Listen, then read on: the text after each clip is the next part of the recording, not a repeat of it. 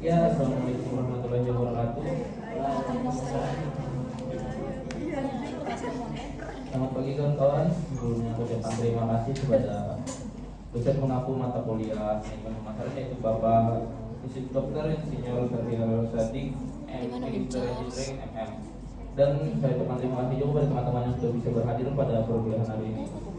Sebelumnya di sini kami akan membawakan materi tentang analisis persaingan dan keunggulan bersaing. Sebelumnya kami perkenalkan diri terlebih dahulu. Pertama, anggota kami itu ada Arya Lansa Medina, Artika Nabila Muharani, Cahyani Kumawardani, dan Christine Karolina Hutcahian. Selanjutnya ada Herdiana Rahma. Selanjutnya ada saya sendiri, itu Muhammad Fajar Ridani. Ini ada Muhammad Farid, Muhammad Naufal, Rabiah Wulandari, dan Yosifah Nuraini. Mungkin langsung saja ke materi yang pertama, yaitu pengertian persaingan. Nah, persaingan ini adalah upaya yang dilakukan oleh individu atau kelompok untuk mendapatkan kemenangan atau hasil yang lebih baik secara kompetitif. Nah, dalam konteks ini, persaingan adalah semua aktivitas untuk merebut perhatian pelanggan, memperluas pangsa pasar, dan meningkatkan profitabilitas. Persaingan juga dapat diartikan sebagai suatu upaya untuk menjadi yang terbaik dan memenangkan kompetisi di pasar. Nah, dalam dunia bisnis, persaingan bukan hanya tentang memenangkan kompetisi, tetapi juga tentang meningkatkan kualitas produk atau layanan, memperluas jaringan distribusi, dan meningkatkan efisiensi operasional.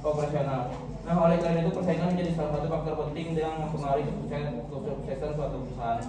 Nah, dalam persaingan, perusahaan harus mampu mengidentifikasi kekuatan dan kelemahan mereka sendiri, serta juga mereka harus mampu mengidentifikasi peluang dan ancaman yang ada di pasar. Nah, dengan demikian perusahaan dapat menyusun strategi yang efektif untuk menghadapi persaingan dan mencapai tujuan mereka. Nah, persaingan juga dapat mendorong perusahaan untuk berinovasi dan meningkatkan kualitas produk atau layanan mereka, sehingga dapat meningkatkan kepuasan pelanggan dan meningkatkan loyalitas mereka. Nah, dalam jangka panjang persaingan juga dapat membantu perusahaan untuk meningkatkan kemampuan mereka dan menjadi lebih kompetitif di pasarnya. Mungkin sekian dari saya.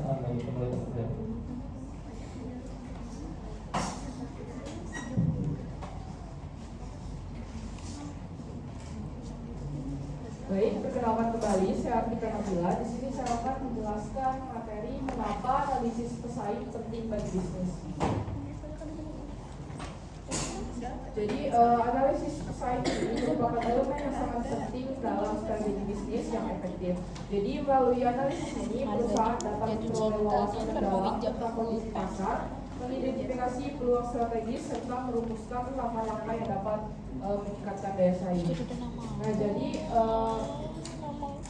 hal yang pertama itu kenapa analisis pesaing itu penting? Yang pertama itu untuk memahami pasar dan pesaing. Jadi analisis pesaing untuk memahami pasar dan pesaing ini memberikan kemampuan perusahaan untuk memahami secara menyeluruh tentang kondisi pasar yang sedang dihadapi. Jadi dengan mengetahui siapa saja pesaing utama dan apa yang mereka tawarkan, perusahaan itu dapat mengidentifikasi peluang yang mungkin belum digarap oleh pesaing serta ancaman yang mungkin timbul dari aktivitas mereka.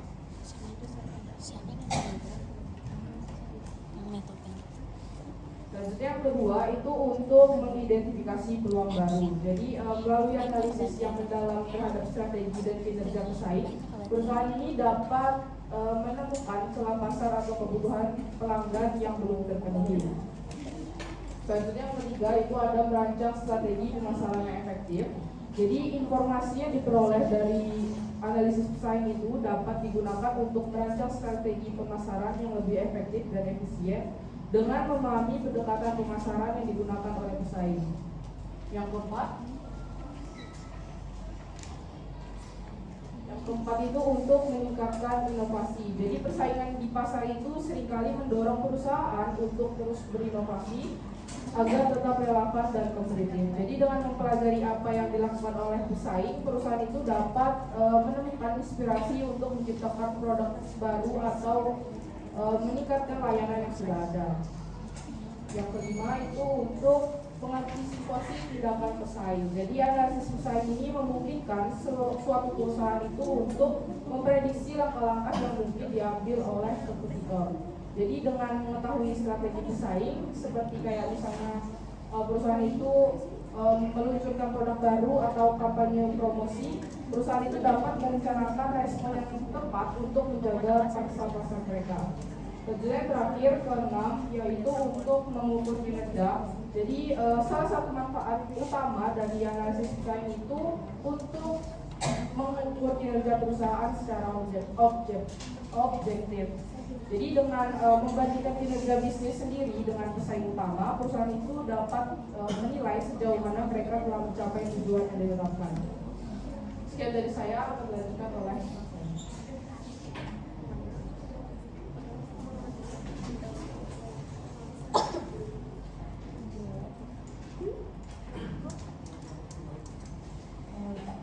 Perkenalkan kembali, nama saya Fitnur Andi. Jadi nanti selanjutnya ada tahapan analisis pesaing. Nah, analisis pesaing itu merupakan suatu perbuatan menganalisa dan mengidentifikasi apa saja yang dilakukan oleh pihak pesaing atau perusahaan yang menghasilkan barang atau jasa yang jadi dalam produk kita.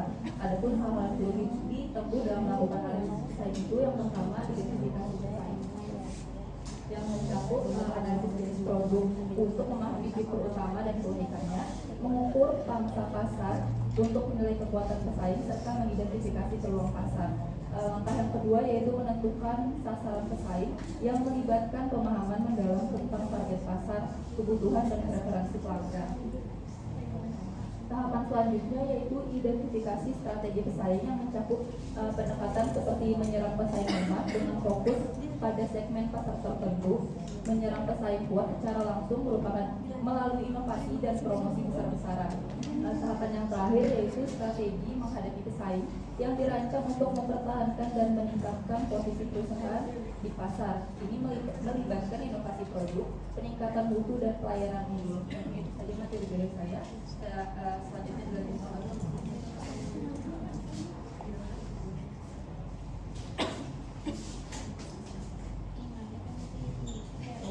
Selanjutnya itu ada keunggulan pesaing.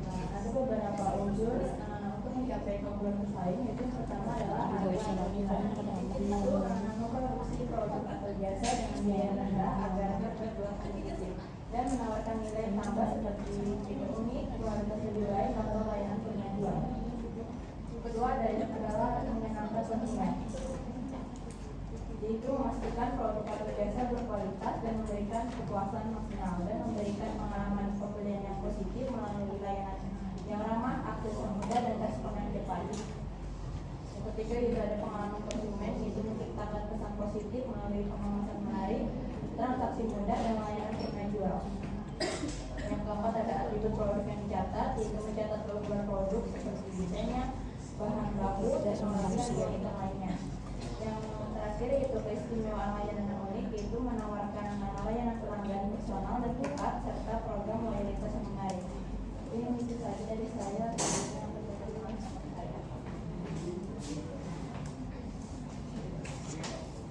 Baik, saya akan melanjutkan materi selanjutnya terkait dengan strategi persaingan. Jadi seiring dengan meningkatnya persaingan, strategi yang ditetapkan menjadi semakin canggih.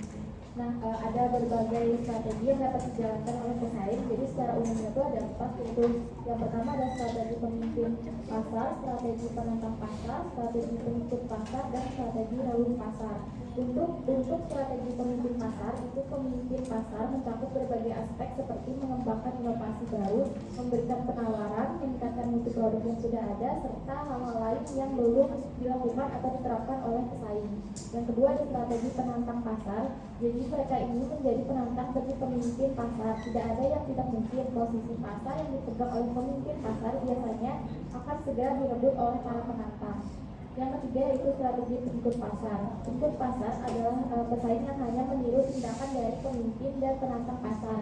Jadi setiap langkah atau keputusan yang diambil oleh pemimpin atau penantang pesaing itu akan selalu diikuti oleh pengikutnya. Jadi jika terjadi serangan, yang menjadi fokus adalah relung pasar.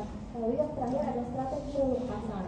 Nah, strategi relung pasar ini adalah pemangku kepentingan yang memiliki ruang sendiri tanpa terpengaruh oleh kompetitor lainnya. Nah, posisi ini memiliki tempat khusus di pasar. Kadang-kadang posisi ini tidak diperhatikan oleh pemimpin atau pesaing lainnya. Tujuan utama dari ini adalah dijalankan oleh seluruh pasar adalah untuk terus bertahan dengan pertumbuhan yang wajar. Nah, ada lagi strategi persaingan menurut Michel Porter membagi strategi persaingan itu menjadi tiga, yaitu diferensiasi, keunggulan, dan fokus. Nah, jadi dengan diferensiasi adalah strategi yang memberikan penawaran yang berbeda dibandingkan penawaran yang diberikan oleh para kompetitor. Nah, strategi diferensiasi ini mengisyaratkan perusahaan mempunyai jasa atau produk yang mempunyai kualitas atau fungsi yang bisa membedakan dirinya dengan pesaing. Yang kedua ada keunggulan biaya atau low cost, adalah strategi yang mengefisiensikan seluruh biaya produksi sehingga menghasilkan produk atau jasa yang bisa dijual lebih murah yang bisa dibandingkan oleh para pesaing. Lalu yang ketiga ada fokus. Nah, strategi fokus ini itu menggarap satu target market khusus. Strategi fokus ini biasanya dilakukan untuk produk ataupun jasa yang memang mempunyai karakteristik khusus. Nah, perusahaan itu umumnya memilih satu dari tiga strategi ini yang akan dijalankan karena akan sulit untuk menjalankan dari ketiga strategi ini secara bersamaan. Nah, tapi perusahaan itu juga bisa memilih salah satu dari strategi ini, bukan berarti sama sekali meninggalkan strategi lainnya, tetapi dua strategi lain itu bisa dijalankan tapi dalam tingkat yang paling standar. Nah, mungkin itu saja materi dari saya lanjutkan ke teman.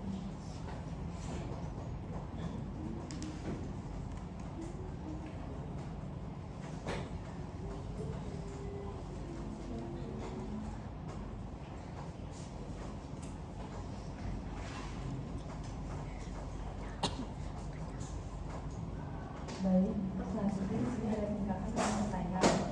Menurut Popper itu ada 4 tingkatan persaingan. Yang pertama ada persaingan merek, lalu ada persaingan industri, persaingan bentuk, dan persaingan umum. Untuk persaingan merek itu perusahaan yang bersaing sebagai perusahaan lain yang menawarkan produk atau jasa yang mirip dengan harga yang serupa. Contohnya itu persaingan antara Coca-Cola dan Pepsi, di mana mereka itu sama-sama minuman bersoda. Lalu yang kedua itu ada persaingan industri. Perusahaan itu memandang semua perusahaan yang membuat produk atau jenis yang sama sebagai pesaing. Misalnya semua produsen mobil dianggap pesaing satu sama lain seperti Toyota dan Honda. Yang ketiga ada persaingan bentuk. Perusahaan yang pesaingnya sebagai semua produk dari perusahaan lain yang memberikan manfaat serupa. Contohnya sepeda motor dapat dianggap pesaing mobil karena keduanya alat transportasi. Dan yang terakhir ada persaingan umum, di mana persaingan antar satu perusahaan dengan perusahaan lain terlepas dari produk yang dijual. Contohnya itu sebuah restoran dapat bersaing dengan bioskop karena keduanya ingin menarik perhatian konsumen untuk menghabiskan uang mereka. Mungkin untuk materi selanjutnya akan dijelaskan oleh rekan saya.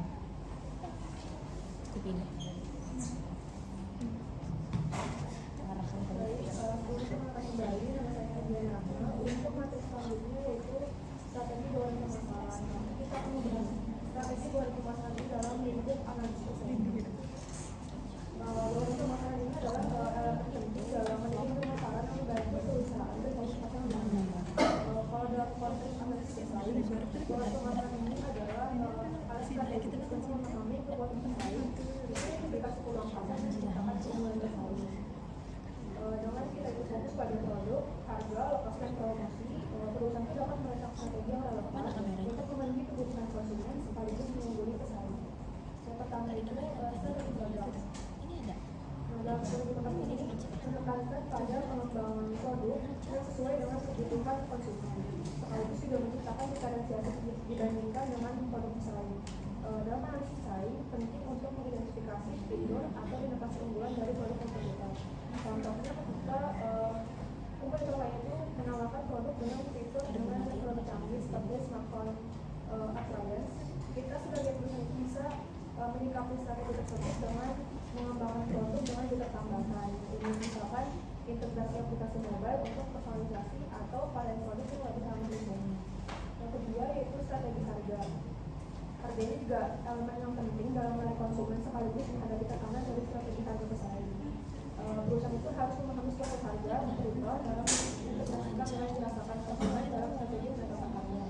Misalnya ketika kompetitor itu menawarkan harga yang lebih rendah karena skala produksinya lebih besar, kita bisa menyikapi hal tersebut dengan mengadopsi strategi value based pricing, yaitu memberikan layanan tambahan misalnya dengan lebih lama atau memberikan layanan pengajuan yang lebih baik, juga dengan menerapkan diskon atau paket bagi.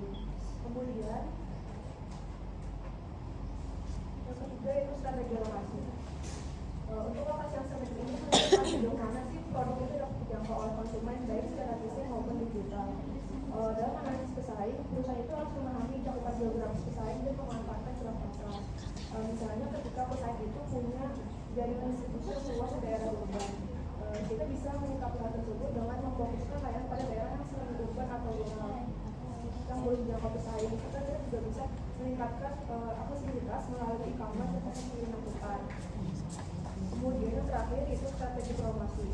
Promosi ini juga jadi alat komunikasi yang utama untuk perkenalkan produk dan membangun loyalitas konsumen.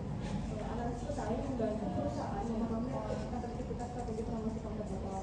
Contohnya ketika pesaing itu aktif menggunakan media sosial dengan konten interaktif dan kampanye influencer, kita bisa menyikapi strategi tersebut dengan menggunakan pendekatan promosi berbasis pengalaman seperti kampanye di mana konsumen itu bisa merasakan atau mengukur produk tersebut secara langsung misalnya melalui pop-up store atau experiential marketing.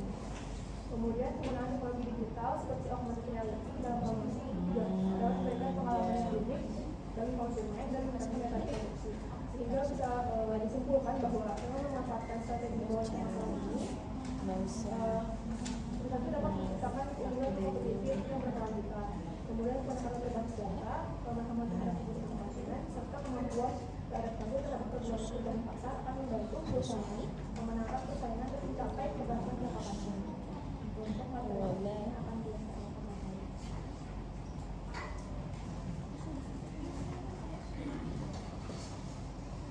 Baik, pertanyaan yang saya mau novel dan menjelaskan materi tentang analisis kekuatan dan kelemahan pesaing. Perusahaan sebelumnya untuk membuat sebuah produk tentunya itu harus melakukan analisis terhadap kekuatan dan kelemahan dari produk pesaing yang dihasilkan oleh pesaingnya.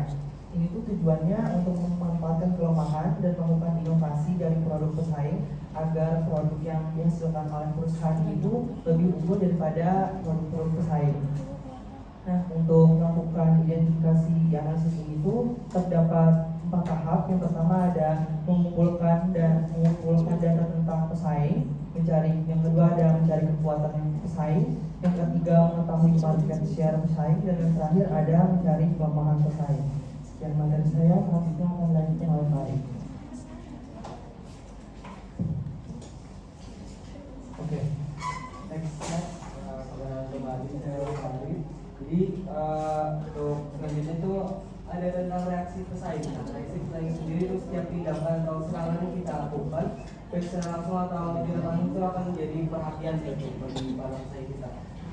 Nah, tindakan pesaing terhadap serangan kita lakukan itu ditanggapi secara beragam oleh pesaing, mulai dengan langsung melakukan atau diam, dan berusaha mempelajari terlebih dahulu baru melakukan serangan balasan. Boleh next. Nah, di sini sebagai contoh ada beberapa reaksi pesaing terhadap serangan atau tindakan yang dilakukan ada sebagai berikut ini. Yang pertama, apabila kita menurunkan harga, maka akan diikuti oleh pesaing dengan menurunkan harga pula, bahkan dengan harga yang lebih rendah daripada harga yang telah kita tetapkan. Lalu yang kedua, apabila kita memberikan hadiah berupa undian atau langsung, akan dibalas pula dengan pembagian hadiah yang lebih baik. Lalu yang contoh ketiga ada apabila kita memberikan diskon yang dengan jumlah tertentu, maka para pesaing juga memberikan diskon yang lebih menarik dan nilai yang lebih tinggi pula. Lalu apabila kita membebaskan biaya-biaya seperti administrasi, lalu ini akan diikuti juga oleh para pesaing dengan biaya yang lebih murah juga. Nah, mungkin terus ada yang terakhir, apabila kita membuka cabang di suatu lokasi, maka akan dibalas juga oleh pesaing membuka cabang di lokasi tersebut. Mungkin itu sekian dari saya, dan kita lanjutkan saya.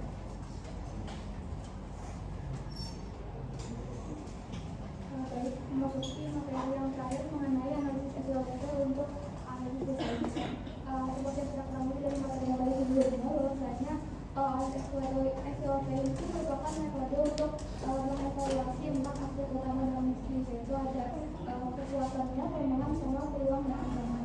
Lalu apa hubungannya dengan analisis pesaing? Jadi SWOT itu bisa digunakan untuk tahu di mana pesaing itu unggulnya, lalu di mana juga kekurangan negara mereka, dan kemudian juga apa peluang negara manfaatkan dan apa yang mereka hadapi.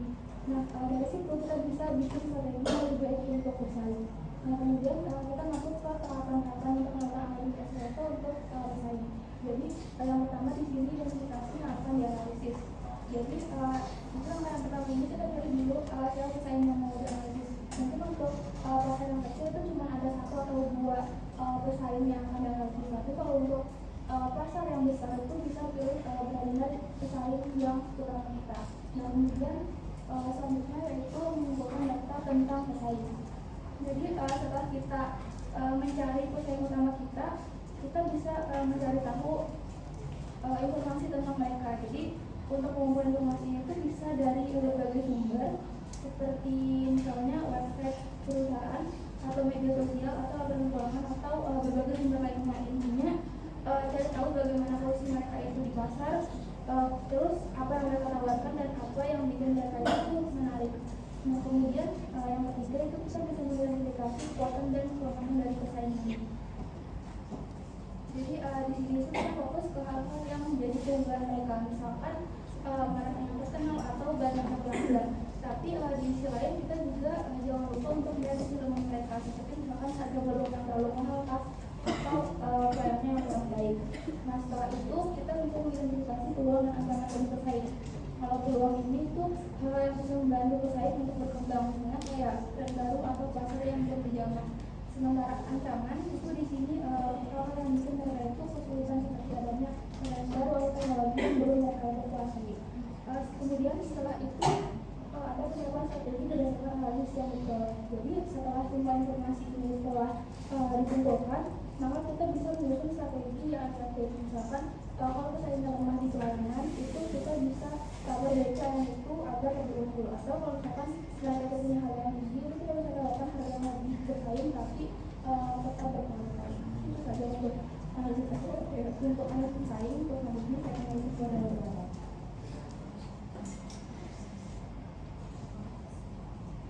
Tidak melakukan pembahasan materi yang sudah selesai.